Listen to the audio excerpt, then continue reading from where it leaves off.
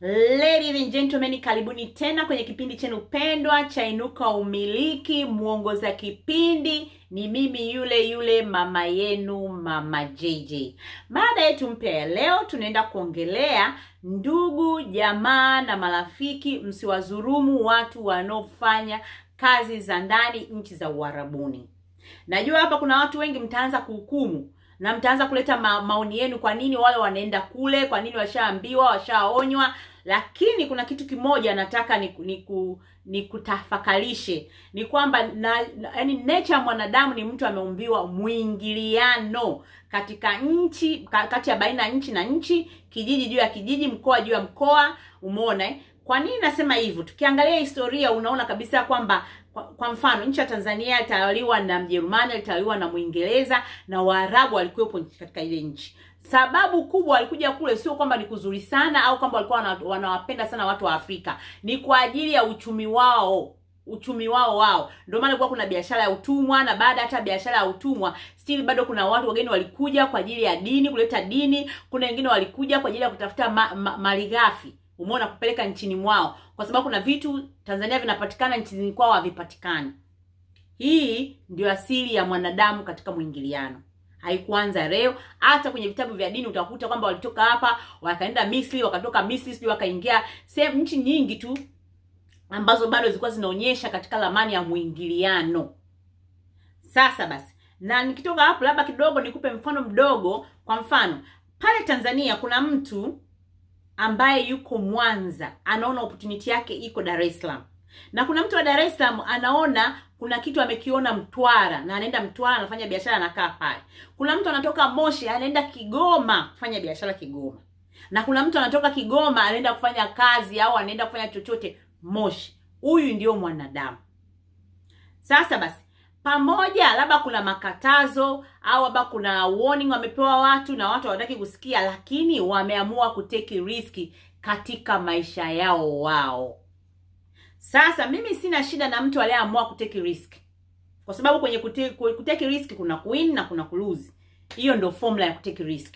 Na mtu anapoteki risk inamaanisha yeye ni mpambanaji, japokuwa sio kwamba nimebezi katika kufagilia au kupendelea, no. Yaani hiyo ndio formula ya kuteki risk. Kuna utawini na unaweza ukalose. Hapa mimi ambao nina shida nao ni ndugu, jamaa na marafiki. Utakuta mtu au watu wameamua kwenda katika zile nchi na wameamua kuteki risk. Na tunaona kwenye articles nyingi sana. Nenda BBC Swahili. Maana zingine unaweza kusema ni udaku, lakini nenda kwenye BBC Swahili, katafuta hayo manyanyaso wanaokutana nayo. Utakuta kuna watu ambao wanapata manyanyaso, yani kwamba wanakuwa wa kwanza kuamka na wa mwisho kulala. Utakuta analala masaa machache sana. Umeona? Nyumba ina watu wengi sana. Na utakuta kuna mwingine anapata mateso ya kingono.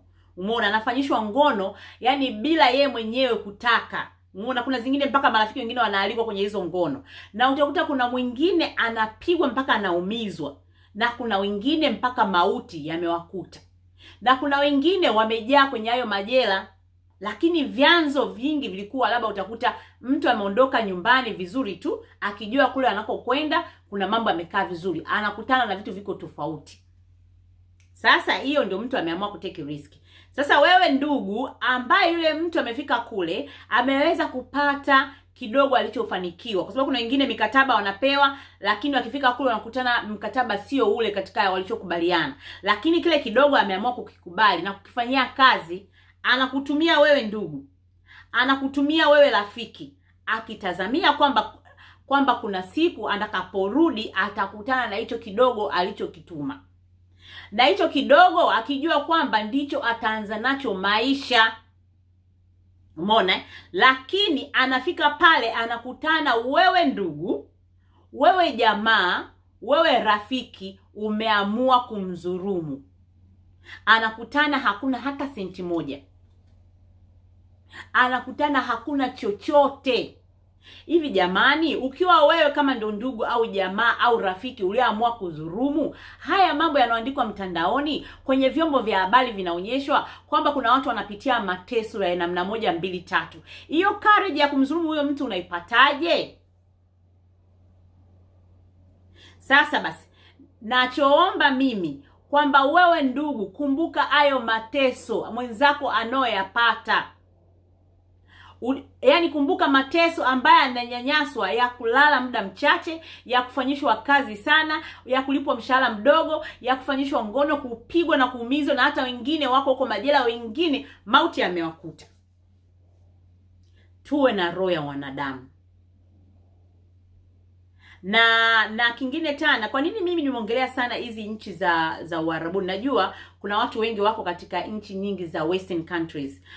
Yaani vitu wanavyokutana navyo, wanavyofanya kazi tofauti na nchi za Uarabuni, kutokana na vyombo vinavyoongelea au kutokana na hizo taarifa za habari tunavyozisikia. Umeona kuna utofauti. Japokuwa hata hao watu wa nje wenyewe ambao kwenye western countries still bado wanakuwa na ule moyo kwamba ngoja nitume hela nikirudi nyumbani nikutane na kitu fulani. Anakutana na kitu chochote hakuna. Lakini mnasahau hata hao watu walikuwa nchi za western na wenyewe wanapita kwenye hali fulani. Utakuta kuna nchi nyingi zina baridi. Hawajazoea baridi, lakini utakuta they are working 24 hours. Mbona ametoka kwenye kazi, amekimbilia kwenye kazi nyingine. Hana muda wa kula, hana muda wa kupumzika, hana muda wa starehe. Anakutumia pesa wewe. Wewe ndio unaamua kuilia bata. Wewe unaamua kujinunulia vitu vyako wewe mwenyewe. Tena kuna wengine wanamiliki mpaka kuchukua zile hela kujinunulia viwanja vyao, kujijengea nyumba wao. Jamani, na wasi tuwe na roho ya ubinadamu. Hawa watu wanapitia mateso. Na hii sio video yangu ya kwanza. Kuna video moja niliongelea, lakini hii nimebezi sana mimi kwenye nchi za Uarabuni. Hizi nchi za western countries ni yes wanapitia mateso, lakini huwezi kuyalinganisha hata robo kwa hawa wengine walioko kwenye nchi za Uarabuni.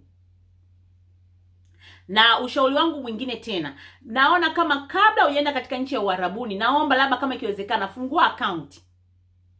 Fungua account, tunajaribu kuweka suluhisho hapa. Fungua account benki yoyote. Wewe ukishajiona una dalili unaenda katika hizo nchi, fungua account. Kile mshahara unaopata mdogo, chochote kile kitume direct kwende kwenye account yako. Ili hata kama unarudi katika maumivu na mateso uliyoyapata, ukutane na kitu ambacho utaanza nacho maisha.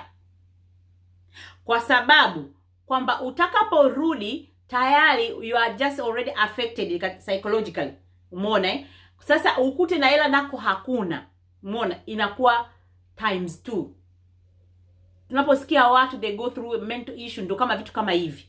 Umeona Kwa hiyo sasa ili kuavoid katika utata wote wa mental issue, wengine wanajiua, wengine wanachanganyikiwa, anaamua tu yeye kwamba maisha yake ni kunywa pombe. Kwa hiyo tuangalie jinsi gani ya kupunguza hizi case. Umeona unapoanza safari, unajijua unaenda katika hizo nchi, fungua kabisa account yako. Chochote utakacholipwa kiende moja kwa moja kwenye account. Matumaini yangu nyinyi ndugu, jamaa na marafiki msiokuwa na roho ya huzuni ya kujisikia vibaya kwa ajili ya watu wanapitia mateso na ile hela mnakula. Jamani tubadilike hii mioyo. Mimi jamani naomba niishie hapo tu. Nasema asanteni sana, matumaini yangu mmenielewa, ila tusisahau kusubscribe, kulike na kucomment. Na kama kuna mawazo yoyote, drop your comment pale, tutasoma na tutaweza kuijibu. Kwa sababu wote tuko katika njia ya kuelimishana. Jamani asanteni sana, bye, ciao.